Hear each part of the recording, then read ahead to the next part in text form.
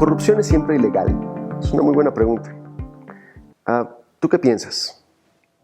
¿Estamos hablando de un problema únicamente jurídico? Quizá vale la pena empezar por partes. Cuando hablamos de corrupción, en esencia, estamos hablando de un acto que transgrede límites, que transgrede estándares de lo que pensamos que es un comportamiento adecuado, por ejemplo, de los funcionarios públicos. El problema ahora es cuáles son estos límites y cómo los definimos. Bueno, de acuerdo con James Scott, existen al menos 3 tipos de límites que se pueden transgredir a partir del abuso del poder público para beneficio privado. Un primer límite que se puede transgredir es el interés público. Un segundo es el de la opinión pública. Y un tercero es el de la ley.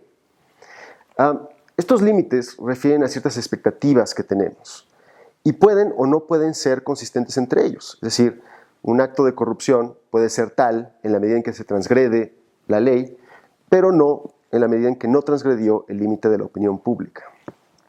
Veamos un ejemplo. En el caso de Veracruz, en el caso de Javier Duarte, los veracruzanos primero vieron que los recursos públicos se vieron disminuidos, que las políticas públicas fueron menos efectivas, se dejaron de pagar nóminas públicas, se dejaron de proveer servicios porque estos recursos fueron desviados para otros propósitos. De ahí que lo que sucedió en Veracruz lastimó el interés público. Entonces, se transgredió un primer límite. Después de darse a conocer los detalles del caso, particularmente pues algunos detalles, por ejemplo, niños en hospitales públicos que recibieron agua destilada en lugar de su medicamento de quimioterapia, pues la opinión pública veracruzana y de hecho de todo el país se escandalizó. Quizá la prueba más clara de este cambio en la opinión pública, de cómo se reprobó el hecho en la opinión pública, fue la derrota del PRI en Veracruz en el 2016, un estado que, al igual que el Estado de México, no había experimentado una alternancia en el poder. Finalmente, Javier Duarte fue procesado y al menos hasta este momento que estamos grabando, se encuentra enfrentando cargos de corrupción y enriquecimiento ilícito en los tribunales.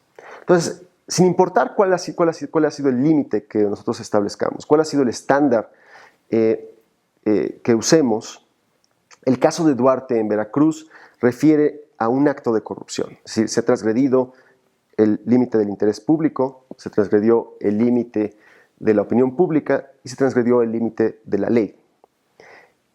Sin embargo, es importante entender que no todos los actos de corrupción transgreden los 3 límites.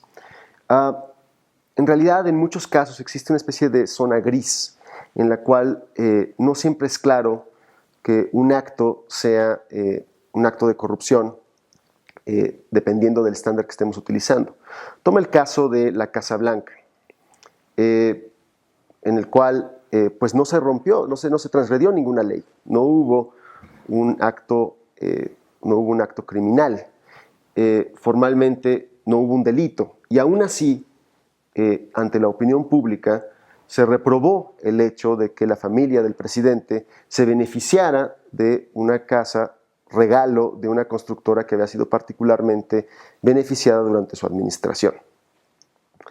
Entonces, no hay reglas claras sobre cuándo utilizamos un criterio sobre otro, y de hecho es difícil definir muchos de estos criterios, por ejemplo, qué es el interés público o cuándo es que consideramos que existe un cambio significativo en la opinión pública, pero es importante entender